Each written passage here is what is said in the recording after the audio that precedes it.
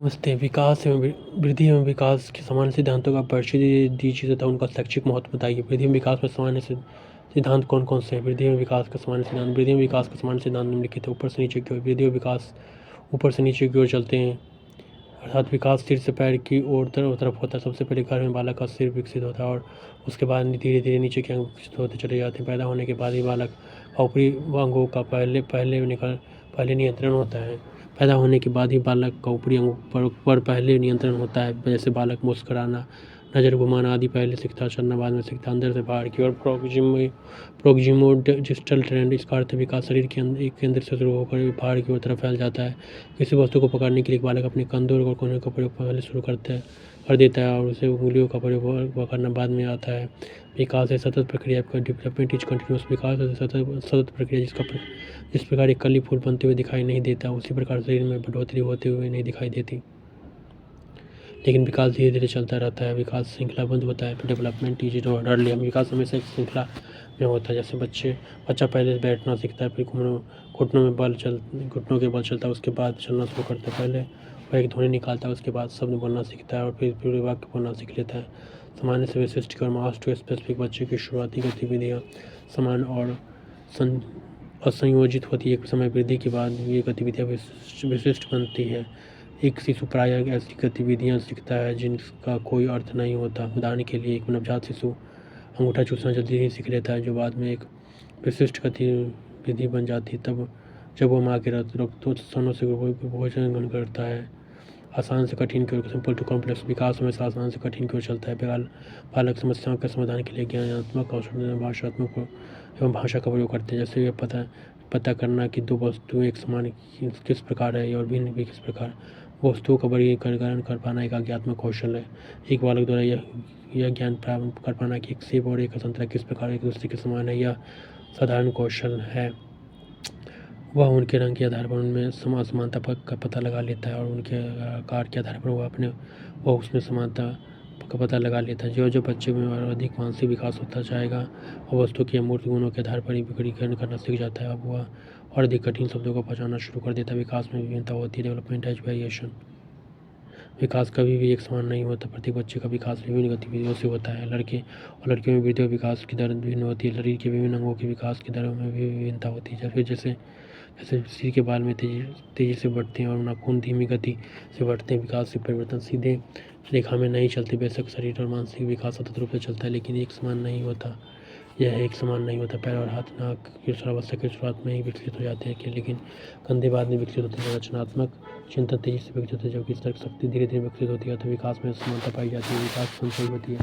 Development is cumulative. विकास एक संचयी प्रक्रिया है। कुछ लाभ ऐसे होते हैं जो दिखाई नहीं देते और उदासीन लगते या अचानक दिखाई नहीं देते। बच्चे का पहला शब्द और उसका पहला कदम उसमें चल रही संचयी प्रक्रिया का परिणाम होते हैं। वह इसके लिए गुप्त रूप से तैयारी कर रहा होता है। इस प्रकार पहले स्तर की वृद्धि और विकास अगले स्तर पर वृद्धि और विकास के लिए महत्वपूर्ण होता है। विकास संबंधात्मक होता है। Development is conditional coordinational. सेल के अनुसार मानसिक और शारीरिक विशिष्टताओं के बीच संबंध होता है। बच्चे की भाषा का विकास सीधा उसके जीभ, दांत, होठ आदि आवाज़ के अंगों से संबंधित होता है। उसका यौन व्यवहार उसकी यौन गतिविधियों की प्रवृत्ता पर निर्भर करता है। व्यक्ति के जीन पर की गई खोज से पता चलता है कि व्यक्ति के गुणों में धनात्मक सहसंबंध होता है।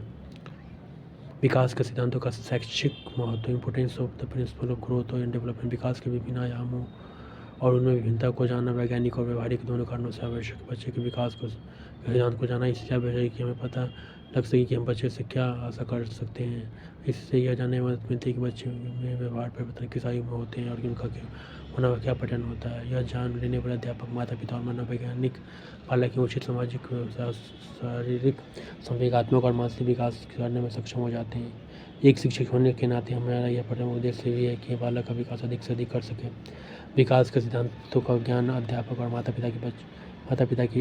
पिता की बच्चों के लिए उचित अधिगम वातावरण को तैयार करने में सहायता करता है। जैसे एक बालक के चलना सीखने में सहायता तभी कर सकते हैं जब हमें ज्ञात हो कि उसके चलने की आयु क्या होती है। यदि हम विकास के सिद्धांतों से परिचित नहीं हैं तो बालक के विकास में देरी हो सकती है और उसका विकास अवरुद्ध हो सकता है। बालकों में यह आशा की जाती है कि वे एक निश्चित समय पर सामाजिक वातावरण के साथ अंतःक्रिया करना आरंभ करें। यदि उनको इसके लिए उचित वातावरण प्रदान किया जाए तो वो सामाजिक कुसमायोजन का शिकार हो जाते हैं।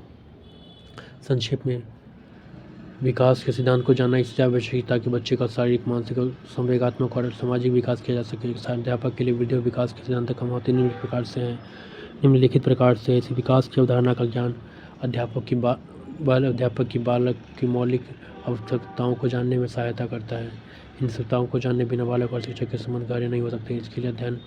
इनके अध्ययन के बाद अध्यापक केवल उन्हीं बातों का शिक्षण करेगा जो बालक के स्तर के अनुसार हो। यदि वह ऐसा नहीं करता तो यह संभावना है कि बालक कुछ भी नहीं सीख पाएगा, क्योंकि विषय वस्तु उसके मानसिक स्तर के अनुसार नहीं होगी। इसलिए पाठ्यक्रम के विकास में बालक के स्तर को ध्यान में रखना जाता है।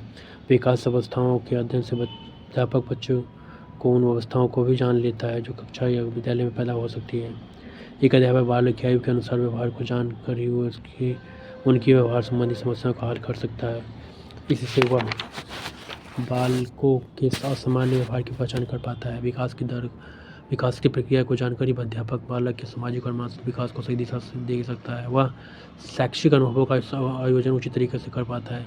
कई बार ऐसा देखने में आता है कि हर बालकों की पहचान न होने से वे जीवन में पिछड़ जाते हैं। उनके मन की अज्ञा जिज्ञासा को अध्यापक और माता पिता समझ नहीं पाते। कई बार जानकारी के अभाव में पिछड़े हुए बालकों को और अधिक पिछड़ा बना दिया जाता है। यदि वृद्धि और विकास की प्रक्रिया का सही ज्ञान हो तो बालकों का सही विकास किया जा सकता है।